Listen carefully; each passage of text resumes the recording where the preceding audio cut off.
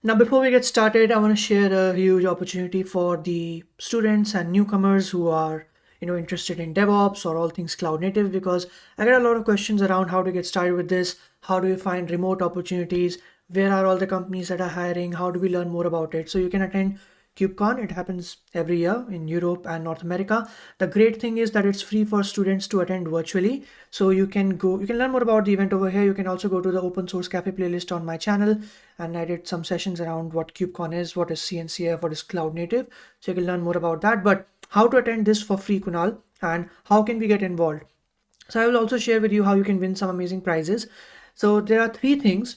Thing number one is you have to apply for scholarships. Go to attend scholarships. Now, if you're watching this, you may have seen that the in-person scholarship deadline has already passed, but you can apply for scholarships virtually as well. Okay, so do keep in mind that in-person deadline has already crossed, but you can apply for the next one. So next one is in Europe, in Amsterdam 2022 2023. So you can apply during that time. Make sure you don't miss the deadline. But if you've missed the deadline for in-person one, don't worry, you can apply virtually, see what the event is about, interact with people live and all these other things. So that's point number one. I highly recommend you to check out the link in the description. You can click on apply for scholarships and you can apply this form. You can fill the online virtual scholarship. It's pretty amazing. Point number two is we are also running the community classroom also runs some scholarships, so you can go to events and you can find scholarships over there. But we'll be running an event during KubeCon in October, where you will be able to attend KubeCon for free, obviously, because if you check out these scholarships, you will be getting the pass and you will be able to attend it for free. But you can go to this website comclassroom.org/hashnode, and you can write your experience. You can share your experiences around KubeCon, so like what you learned on Hashnode, and we'll be reaching out to you for some pretty exciting prizes. So you can see the previous exciting prizes we have had are like some Mac Minis, MacBooks, the mouses, cash prizes, watches, and keyboards, and all these other things, right? So for KubeCon, we'll also be running this for every KubeCon. You share your experience. It's learning in public. You share what you learned at KubeCon, and we'll reach out to you and give you some prizes and swag. So don't miss out. And we'll also retweet, the things you share. And more information around Kunal, how do we take part in these monthly blogging challenges by Community Classroom, can be found on this website. Let's get started with the video.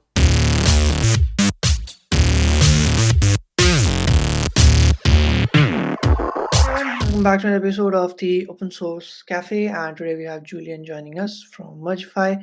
We're going to talk about the future of merge workflows. If you work with GitHub and or other like other sub platforms to support version control, and if you contribute to open source and stuff, definitely something to discuss about. And I've done some great content around it as well. It's helped quite a lot of folks. But before we get started, I want to give Julian, first of all, welcome, and really appreciate you giving the time. We'd like to tell viewers a little bit more about yourself.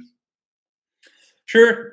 So I'm Julien. I'm 38 years old now. So soon.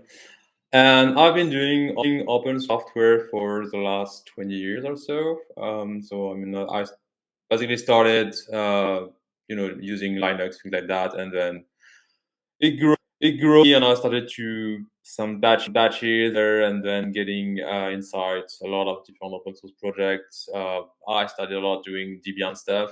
There was a Linux distribution a few years ago, and then moved up the ladder to other projects. Did a bunch of OpenStack stuff for a few years, and basically always being doing open source contribution there and there on different projects. Cool. And tell us a little bit more about like what got you into it. Why focusing around merge workflows? Yeah, so the thing that happens is that while I was spending time on a lot of different open source projects, one of which was OpenStack at the time, I spent a lot of time basically building around it all the infrastructure that you use to code the project itself. So I started to get interested into, Git. Obviously, I started using Git at the very beginning of it when it started in 2006, around that year. So I was one of the early users of GitHub, and I got interest into the developer tools in general, like building my own kind of tooling, etc. And the years passed like were very interesting in that regard, where I learned a lot about CI. For example, I never used CI before, never used anything like testing. I think everybody knew, even training about like testing and unit testing and all of that, but it really started to grow in the industry maybe 10 or 15 years ago. And before that, it was very rare to meet a team that had no CI, for example. So I started basically getting interested into all that tuning. And fast forward a few years, I started to use GitHub more, like a lot of people over the last years. And we saw, Mehdi, my co-founder for Mergify, we saw basically a need for a tool that would be what we call now a merge queue, where we would be able to handle the merge of the change, like for example. And the idea was to be able to take care of the whole life cycle of the pull request, basically from like you create a pull request to you get it merged, and it's merged as fast as possible and also as safe as possible. So, can you tell us a little bit more about, like, for folks who may be new to the term, like, for example, what do we mean by a merge workflow, and why is it, like, why was it? So you mentioned, like, what got you into it, but from organizations like point of view, why should they focus around you know uh, elevating that? Yeah. The problem to get back at the root, like what's a merge queue and the problem it solves. Well, it's pretty easy to understand. Like most people and most developer team, they work in a repository. Sometime in a repository, so you can have like tens of hundreds of developers contributing every day to your repository, sending pull requests, trying to add more code basically to the repository, and that's fine. The thing is, to do that, you can have change affecting over open pull requests. So, for example, the example I always give is like, it's Monday, you open a PR, you add this new feature, it's fantastic. You open the PR, it runs, you have test, obviously. It runs, it's all green, it works, you could merge it. But you don't merge it for whatever reason because, well, it's Monday and it's not reviewed yet. So you just go and do some other stuff. And then somebody like one of your colleagues can do a huge refactor, and it's going to remove the apple pie class that you are using in your PR from Monday. So you don't, I mean, you see it, maybe you not don't see it very big, and you're not the one involved in two ads. So there's a button on Wednesday that passes the CI. It works. You're just going to remove the apple pie classes from a file or whatever, and then you just merge that big refactor. Cool. And then it's Friday, and you're like, oh, by the way, my PR day with that new feature, I want to merge it, so I'm going to merge it to go back to the PR. You look at the PR and the CI still say it's green, right? You tested that on Monday, it was okay on Monday, so it's still okay on Friday. Like nothing has tested. So you just press the button, you merge the PR, and it's all broken. It's all broken because you merged the refactor in the meantime. So you didn't see it, and because you did not retest the PR just before merging it, you actually merge something in the main branch that is going to break the main branch, which means if you have to rerun your CI after you merge the main branch, if you don't do that, well, you don't know it's broken. Usually people do that, they rerun after it's merged in the main branch, but then the CI states that it's broken, you can't deploy anymore. And maybe in the meantime, life goes on and you continue to merge PR like the other member of your team. If you have tens, I mean, dozen of developers continue merging code. And you're like, well, stop merging code. I mean, it's broken now. We broke something. We need to reverse something. We're not sure what, but something is broken. So we need to get back, and you can't really do that. Like you don't want to merge things that are going to the main branch and that you need to revert later. It's a waste of time. It's quite dangerous because if you do, for example, continuous deployments, you can't do that anymore. Like you broke the main branch, so you're stuck with a branch that can't be deployed, and people merging things thinking it's going to be deployed, but it's not going to be deployed because it's broken. So it's a real nightmare, and you want to prevent that. The way of preventing that is using a merge queue. What the merge queue does is that you put the PR, for example, that you will merge, the one you open on Monday that you're going to merge on Friday. you're going to not merge it directly, but put that in the queue. And the PR that is in the queue is going to be, when it's at the top of the queue, is the first one. Is going to be first updated, which means it's going to be either rebased or is going to get the main branch merged into the PR, which is going to re-trigger the CI. And in the case I was describing earlier, in that case, for example, merge the main branch in the PR, which means you will get the refactor from Wednesday into the PR, and you will see there's probably no Git conflict per se, but there's a functional conflict, which means the CI is going to say, "Whoa, but new feature doesn't work anymore. There's been a factor, and the Apple Pie class you were using, it's gone. So you need to do something about it." So what to do about it is like either decide that the refactor was a bad idea, or maybe that you need to feature and do something differently. It's the developer to solve the issue, but at least you did not merge it, and no, it's just code stuck in the PR state open, and you just need to work it and fix the issue. But you're not going to merge something that breaks main branch and has an impact on all the other developers, break the deployment, etc., etc. So you just have your feature that is safely kept in its corner. Like, okay, you need to work feature on that we made some change in the repo.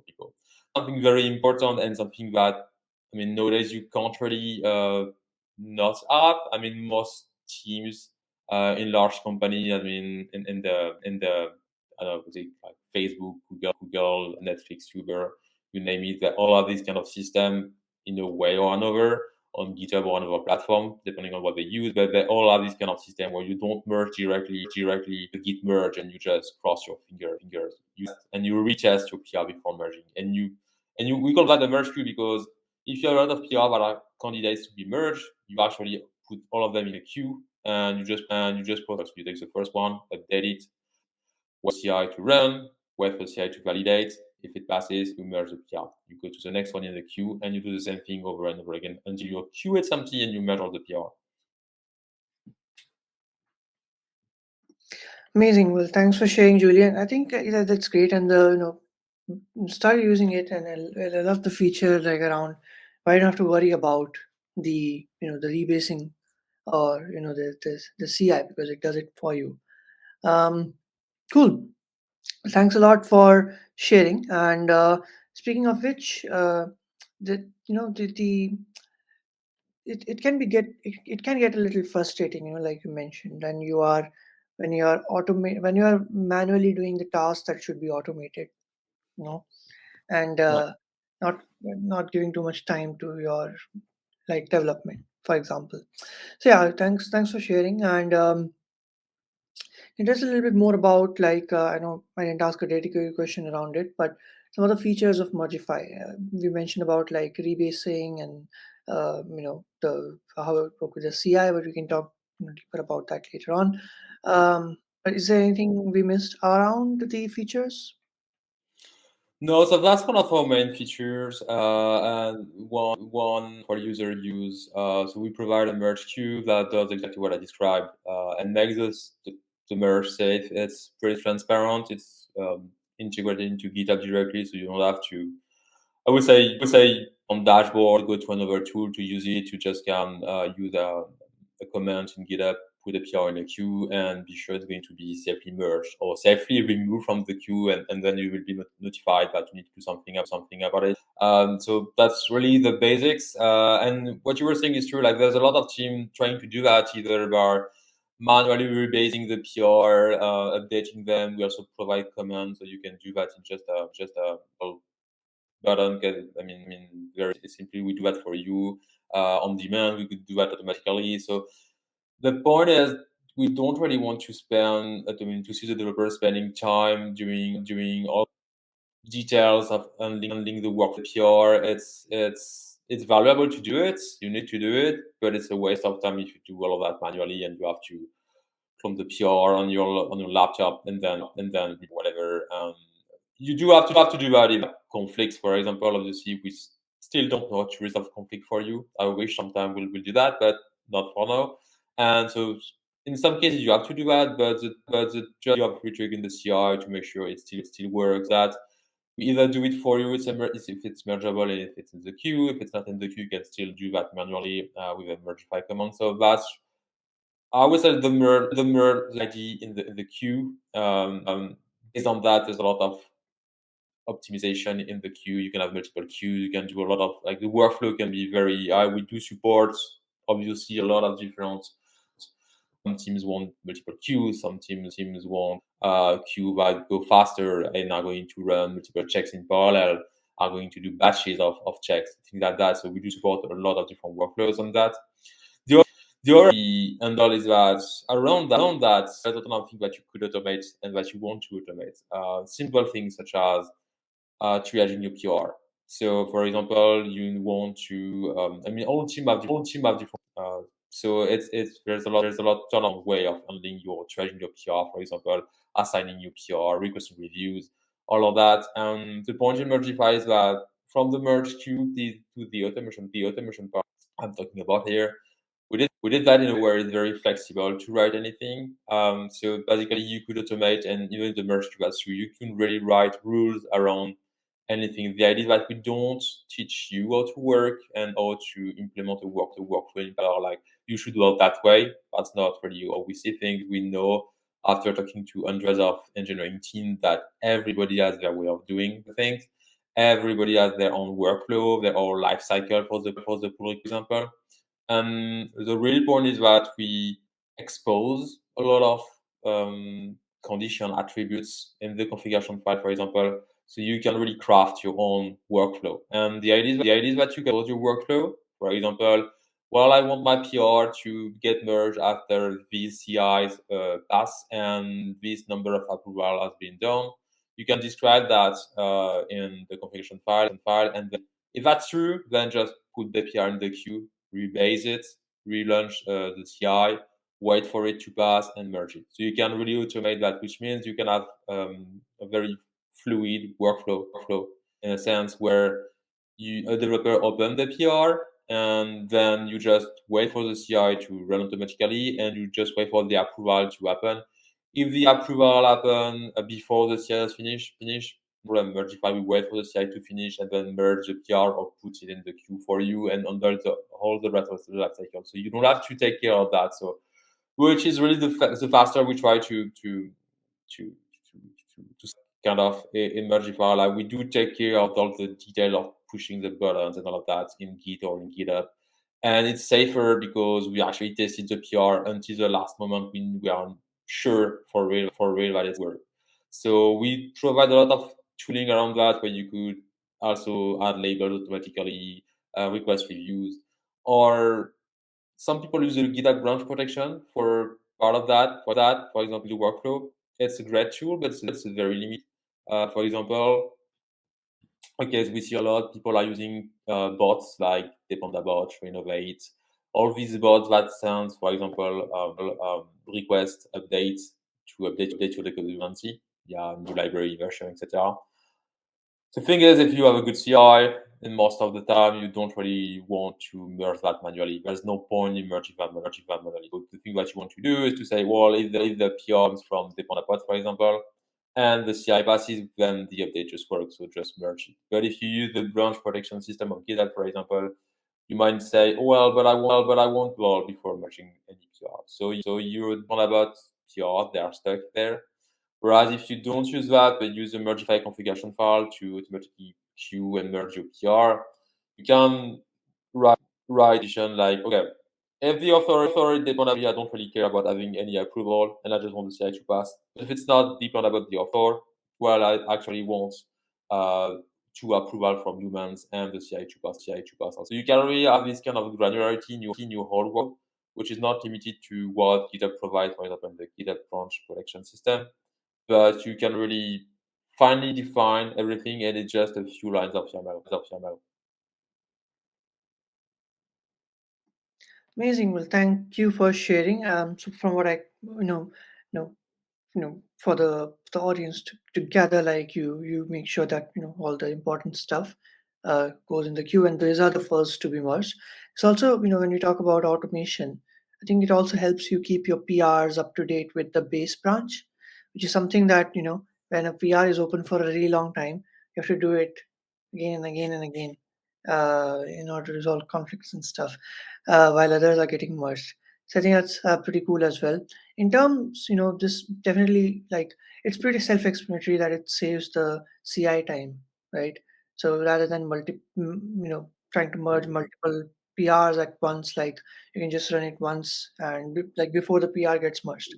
So the time wise, it's like saving time and improving efficiency and stuff. But how, you know,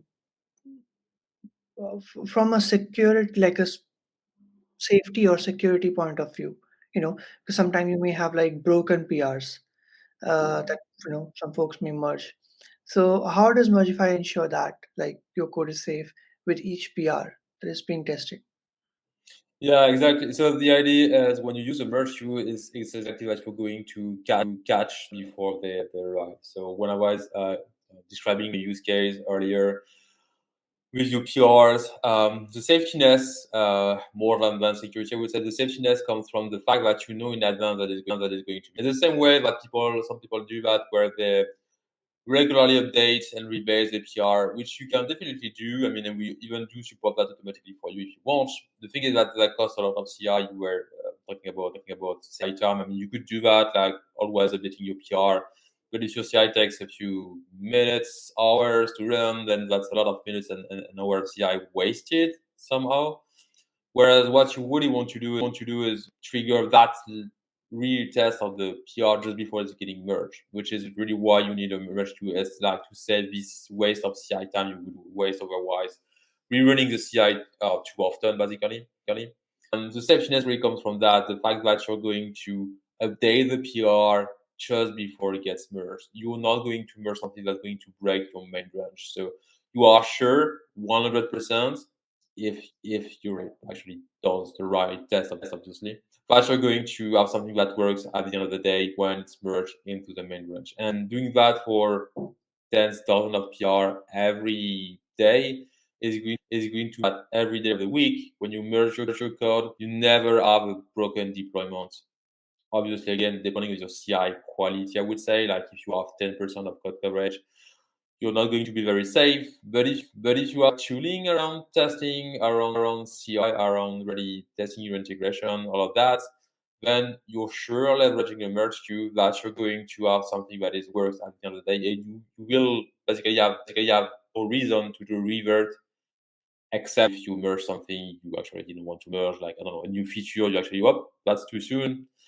But otherwise, in terms of code that works, you're sure 100% that's going to work, not going to break anything.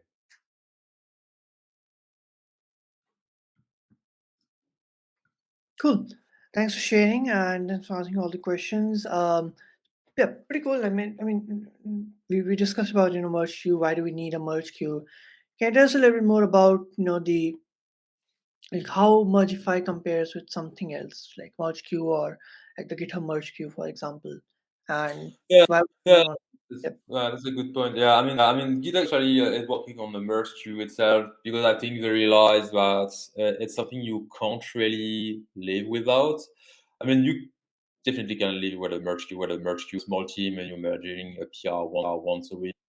Probably not something you really need. But if you want to have this clean workflow where you know that everything you merge is really safe in terms of like it's been tested and retested all fine, you need to have that. And doing it manually is really time consuming. So I guess they got a lot of requests from users about having something way automated. So they started to do that as a beta. I think a few months ago. And I guess it's going to be GA in a few months now. So and they actually build a very simple merge queue. So it's a very basic merge queue, which from what I've seen, it's still in beta basically. So I'm not sure it works really well yet, but I guess it will at the point it's in GA, where you can put things in the queue and then test it, and you can put more PR in the queue, test the PR, and then merge them. So it's a very basic merge queue, which I mean works fine for what it does on the paper at least. The difference with what we provide, that we do provide the same thing, it's just ton of other options. For example, you have only one queue on GitHub when you can have multiple queues with Mergify. where multiple queues can have different settings in terms of parallelism, in terms of batching, in terms of priority. For example, you can order the PR in the queue. You can change the order. So if you have PR that are more urgent than others, you can merge them first by putting them first in the queue.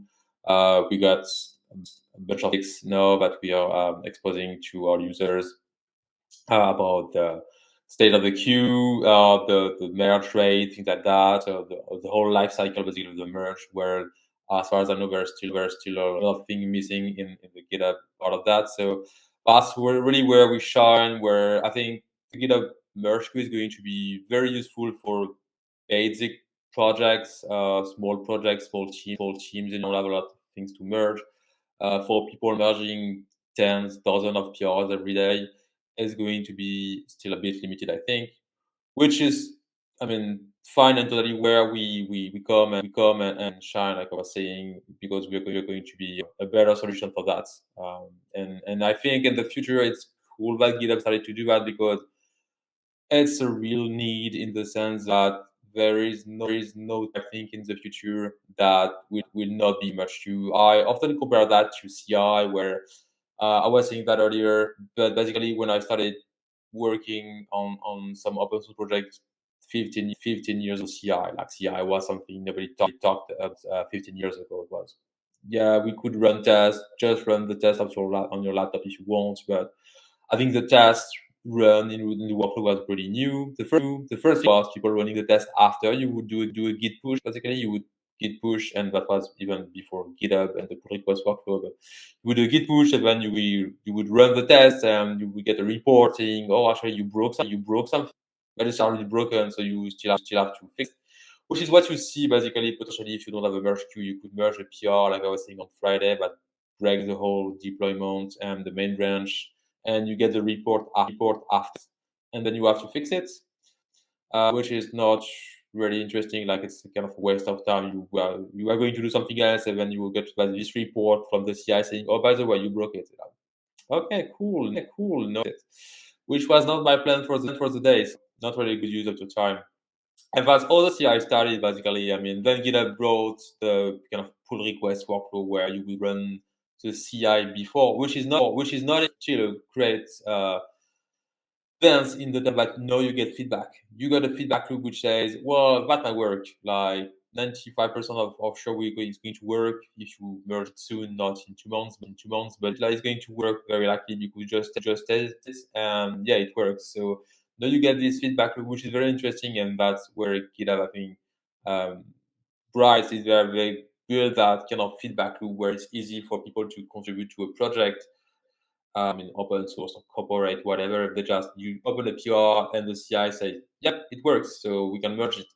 And that's something that is very valuable because you're not going to have to blindly trust that the code works. And that's all the last 10 years, I would say, people brought that CI being something that is really mainstream. You see that in every team now. 10 years ago, people would brag about, like, we have a CI, which, we are just trying to do things better, where not the opposite is like, well, if you see a team that doesn't have a CI, you're like, that's really fishy. It's weird. And I think it's true for the merge queue too. It's very soon. There's a lot of teams that don't have a merge queue yet, but we talk to new teams every week, and each time we're like, well, actually, we notice that we don't have a merge queue, and we do a few reverts every because of that, because we merge PR that are a few weeks old sometimes, and we do not test them, or we add this new linter on the CI, but the PR was tested before we merged, and you check the linter, so we actually merged, but it broke the linter for all of the other pull requests because it was not lint free basically, so we need to redo a fix, and we lose a lot of time because of that. And we wanted to prevent the PR to be merged in the first place because it was late, and bringing it up to date could have catch a problem. So all of these kind of things, and people and large teams start to realize that you need this scheduling tool that handle your control your merge. For example, something we do provide is the ability to merge and to freeze a queue. So you could put your PR into the queue, test them, prepare the thing, but also freeze the merge. So not merge the PR right now. So if you have an incident, well, you can continue your whole workflow. Like I review the PR, the CI passes, but even if it's reviewed and ready to be merged, then you're just going to say, oh, it's frozen for we have this incident going on, this demo going on, we don't want to break anything. So you have to have this tool between your pull request basically and you deployment workflow where you control all your things. And all, like I was saying, large companies out there, the large tech companies, where all of that, they have teams that build a tool for them usually. The thing is that smaller teams, startups and some labs don't want to build their own tool. They're happy to find a tool on the market that does that for them, basically. Amazing for such a detailed explanation, Julian. I think it's interesting. What they offer, the features and stuff, and the use cases. I think it's pretty cool, but it's not really that elevated without the automation. I think automation is key here, which is something that Mergify provides. Yep. Yep. And it's you can definitely use it manually with the merge queue, but when you start doing that, it's soon you start to realize that well, actually, you could, it's like the cherry on the cake, basically. Yeah. hmm Cool. Cool. All right. Well, thanks for joining, Julian. I just have one last question for you.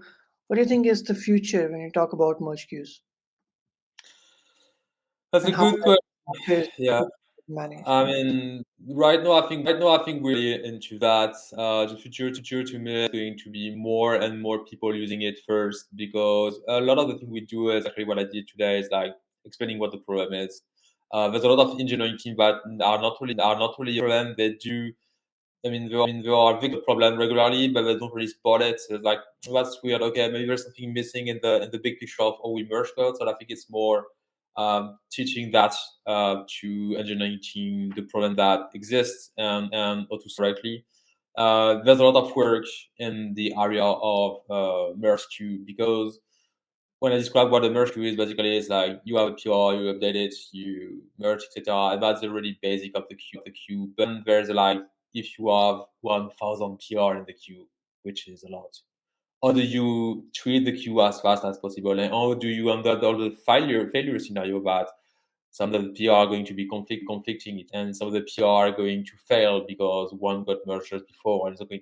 So there are all these kind of scenarios where you are like a giant tree of possibilities of what you code merge could look like at the end of the day.